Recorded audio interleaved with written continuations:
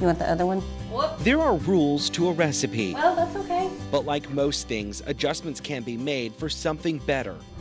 Diane Wright is a busy working mom without any wiggle room for day of mishaps. It was early in the morning. Several years ago, on a day where she was already running late to work, dropping her son off, a normally 30-second task, I just grabbed him out of the car seat. Turned into all-day trouble.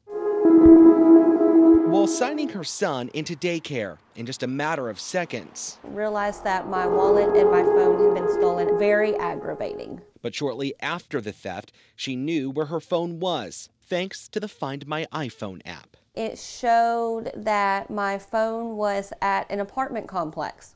So close, just minutes away. I called the detective, told him what was going on, and said, hey, I know where it is, so can you go get it? And he basically said, no, ma'am, I can't.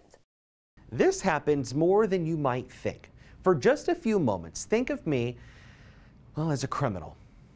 Stolen phone. It's pinging inside this home. The owner of this phone is right on the other side of these four walls, and there's nothing they can do about it. And in most cases, the police, they can't either.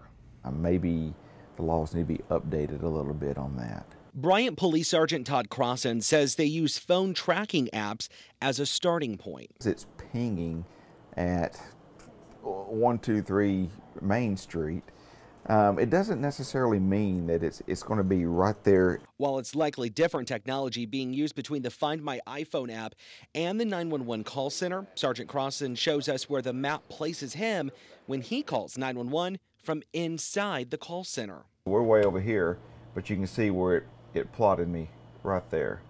So you see the difference. Even if the app determined the stolen phone's exact location, police say laws today do not give officers the authority to go inside someone's home where the phone's pinging. I say we're getting there. But technology is a ever-changing part of our lives. Arkansas State Representative Stephen Meek says laws concerning technology are hardly touched. Things like this will happen and we don't react to it simply because we're not familiar with it or no one has told us that this is an issue. So when you brought this to me, yeah, I never considered that before. Representative Meek says before he can write legislation giving officers more flexibility to use the app while obtaining a search warrant, it would have to be proven the application finding the stolen phone's location is accurate without any reasonable doubt. You also can get into areas where there can be conflicting interests between privacy and freedom. So trying to find that balance is also a challenge. iPhones are expensive. Diane admits there's likely more that goes into getting a search warrant. I also know that I'm not the only person this has ever happened to. But just like her casserole recipe, things can be changed for better outcomes. We need that law changed. Working for you, I'm Mitch McCoy.